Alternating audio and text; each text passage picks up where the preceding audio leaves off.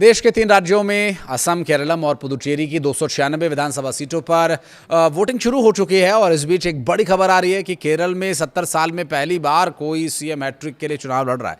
जहां असम में बीजेपी के हिमंता बिस्वा शर्मा के सहारे इस चुनाव को जीतने का प्रयास है और लगातार तीसरी बार सरकार बनाने का दांव चल दिया गया है। जबकि पुदुचेरी में कांग्रेस से निकले एन रंगासामी 5वीं बार सत्ता में काबिज होने की कोशिश में हैं। और ताज़ा अपडेट्स की बात करें तो केरलम तिरुवनंतपुरम में एक्टर मोहन लाल ने अपना वोट कास्ट किया और केरलम में भाजपा के अध्यक्ष राजीव चंद्रशेखर ने तिरुवनंतपुरम में अपना वोट कास्ट किया। वे नेमम सीट से चुनाव लड़ रहे हैं। केरलम के सीएम पिनरई विजयन ने कन्नूर में आरसी अमला बेसिक अपर प्राइमरी स्कूल में वोट डाला, जहां मतदान केंद्र उनका बनाया गया है। और केंद्रीय मंत्री और भाजपा सांसद सुरेश गोपी ने त्रिशूर में मतदान किया। असम के बरपेटा में सुबह से तेज बारिश की वजह से वोटिंग में परेशानी जरूर आई और पुदुचेरी में रोबोट ने पोलिंग बूथ पर आने वाले वोटर्स का स्वागत किया। पुदुचेरी के पूर्व सीएम वी नारायणसामी ने विधानसभा चुनावों में अपना वोट डाला। उन्होंने कहा कि पुदुचेरी की जनता ये चाहती है कि INDIA गठबंधन सत्ता में आए। उनका ये कहना है कि मुझे पूरा भरोसा है कि INDIA गठबंधन जो सरकार बनाने के लिए पूरी तरह से तैयार है, एक बार फिर आएगा। तो वहीं असम में चुनावी मैदान में कुल 722 उम्मीदवार हैं, जिनमें मुख्यमंत्री हिमंता बिस्वा शर्मा, प्रदेश कांग्रेस के अध्यक्ष गौरव गोगोई, नेता प्रतिपक्ष देवव्रत सैकिया और AIUDF प्रमुख बदरुद्दीन अजमल, इसके अलावा राइजोर दल के नेता अखिल गोगोई और असम जातीय परिषद यानी AJP के अध्यक्ष लुरिनज्योति गोगोई शामिल हैं।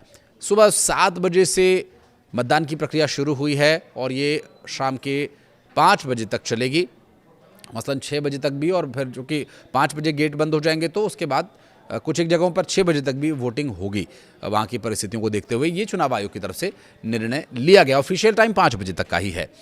इसके अलावा 35 जिलों में 31,490 मतदान केंद्र बनाए गए हैं असम में और कुल 2.5 करोड़ मतदाता अपने मताधिकार का प्रयोग करने के लिए पहुंच रहे हैं, जिनमें 1,25,00,000 महिला मतदाता हैं। और तृतीय लिंग यानी ट्रांसजेंडर्स की बात करें तो 318 मतदाता इसमें शामिल हैं। कांग्रेस ने सबसे ज़्यादा 99 उम्मीदवार इस बार मैदान में उतारे हैं, जबकि भारतीय जनता पार्टी ने 90 सीटों पर चुनाव लड़ने के लिए उम्मीदवार मैदान में उतारे हैं। तो चुनावी अपडेट्स में जो अभी ताज़ा स्थिति है वो ये कि AIUDF 30 सीटों पर चुनाव लड़ रही है। राष्ट्रीय जनतांत्रिक गठबंधन सहयोगी असम गण परिषद और बोडोलैंड पीपल्स फ्रंट 26 और 11 सीटों पर चुनावी मैदान में है। विपक्षी खेमे की यदि बात करें तो राइजोर दल 13 सीटों पर, असम जातीय परिषद 10 सीटों पर, माकपा 3 सीटों पर और APHLC 2 सीटों पर चुनाव लड़ रहे हैं।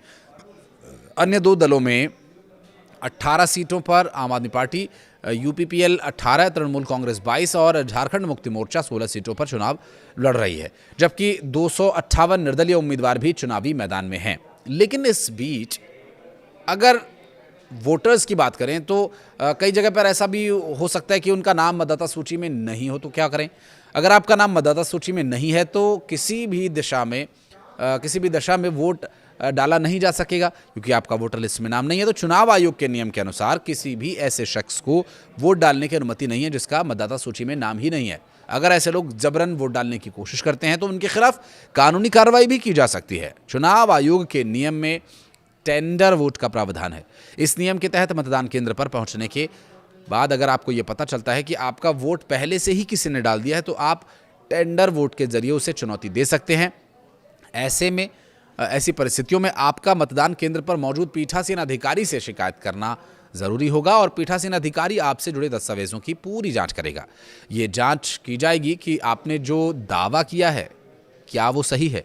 अगर आपका दावा सही निकलता है तो बैलेट पेपर के जरिए पीठासीन अधिकारी आपका टेंडर वोट डलवा सकता है। अगर आपका दावा गलत निकलता है तो फर्जीवाड़े के आरोप में आपको भी पुलिस ले जा सकती है। तो बहुत सावधानी से, क्योंकि नियम थोड़े बदले गए हैं, SIR की प्रक्रिया हुई, जिसके बाद बहुत सारे लोगों को यहाँ पर कोशिश करते हुए भी पाया जा सकता है। इसी आशंका के चलते अब चुनाव आयोग ने ये व्यवस्था की है कि अगर कोई सच में वहाँ का वोटर है और उसकी जगह पर किसी और ने वोट डाल दिया है तो उसके लिए प्रावधान है। और अगर कोई ऐसा व्यक्ति है जो दावा करता है लेकिन वो दावा झूठा पाया जाता है तो उन पर भी एक्शन की पूरी तैयारी प्रशासन की ओर से। चुनाव से जुड़ी हर अपडेट आपके पास लेकर आते रहेंगे। इस वीडियो को यहाँ तक देखने के लिए बहुत बहुत धन्यवाद।